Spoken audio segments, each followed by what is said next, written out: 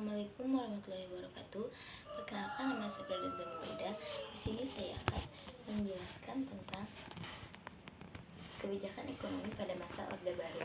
Salah satunya ada REPLITA, Rencana Pembangunan 5 Tahun. REPLITA adalah kebijakan strategis pemerintah Orde Baru yang diterapkan antara 1969 hingga 1998 yang bertujuan untuk pembangunan ekonomi Indonesia secara bertahap melalui rencana 5 tahun pembangunan. Kebijakan ini dianggap penting untuk menciptakan stabilitas pertumbuhan dan pemerataan pembangunan di seluruh Indonesia. REPLITA pertama dilakukan pada tahun 1969 sampai 1974 yang bertujuan untuk mencapai stabilitas ekonomi dan memperbaiki infrastruktur yang rusak akibat masa Orde Lama, dan berfokus pada pertanian dan irigasi untuk meningkatkan produksi pangan terutama beras. Hasilnya mulai terjadi stabilitas ekonomi, namun masih bergantung pada bantuan asing untuk menopang anggaran. REPLITA kedua dilakukan pada tahun 1974 sampai 1979 yang bertujuan untuk mempercepat pembangunan ekonomi dengan penguatan sektor industri besar yang berfokus pada pembangunan pabrik, pupuk, semen, baja, dan proyek besar lainnya. Hasilnya, peningkatan produksi industri dasar dan pertumbuhan ekonomi yang lebih tinggi meski masalah ketimpangan mulai muncul. REPLITA ketiga dilakukan pada tahun 1979 sampai 1984 yang bertujuan untuk memulai industrialisasi dan diversifikasi ekonomi yang berfokus pada pengembangan industri manufaktur dan mengoptimalkan eksploitasi sumber daya alam seperti minyak dan gas.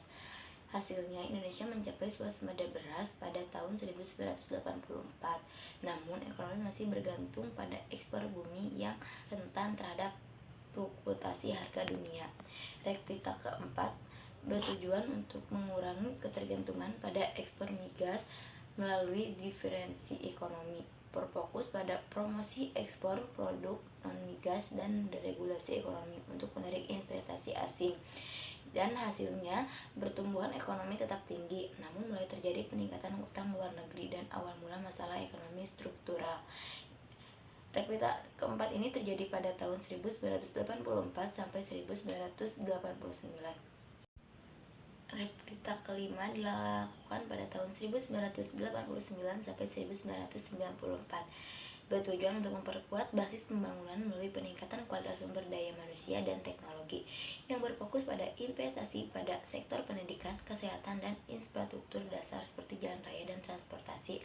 Hasilnya, standar hidup masyarakat meningkat, tetapi ketimpangan ekonomi dan masalah korupsi semakin banyak. REPLITA ke-6 dilakukan pada tahun 1994 sampai 1998 yang bertujuan untuk peningkatan daya saing ekonomi dalam menghadapi globalisasi. Fokus ini pengembangan infrastruktur telekomunikasi, transportasi, dan investasi pada teknologi informasi. Hasilnya, krisis moneter Asia pada tahun 1997 menyebabkan kontraksi ekonomi besar, menghancurkan banyak pencapaian, dan berujung pada kejatuhan pemerintahan Orde Baru pada tahun 1998. Dampak kebijakan REPLITA ada dua, dampak positif dan dampak negatifnya. Dampak positifnya yaitu pertumbuhan ekonomi. Selama periode Orde Baru, rata-rata pertumbuhan ekonomi mencapai sekitar 7% per tahun.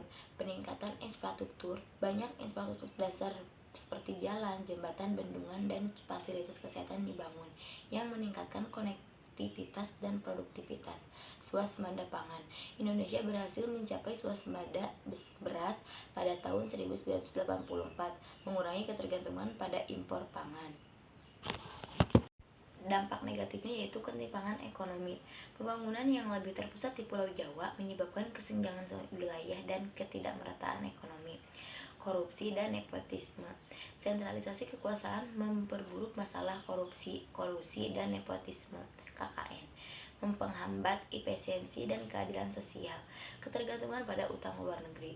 Pemerintah mengandalkan pinjaman luar negeri untuk membiayai pembangunan yang memperburuk kondisi ekonomi ketika krisis moneter terjadi pada tahun 1997 sampai 1998.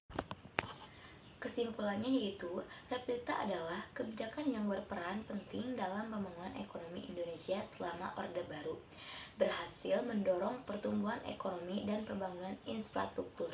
Namun, kebijakan ini juga menciptakan ketimpangan ekonomi, masalah sosial, dan ketergantungan pada utang luar negeri yang akhirnya berkontribusi pada krisis moneter dan kejatuhan pemerintahan Soeharto. Mungkin sekian penjelasan dari saya tentang kebijakan Revita pada masa Orde Baru. Kurang lebihnya mohon dimaafkan. Wassalamualaikum warahmatullahi wabarakatuh.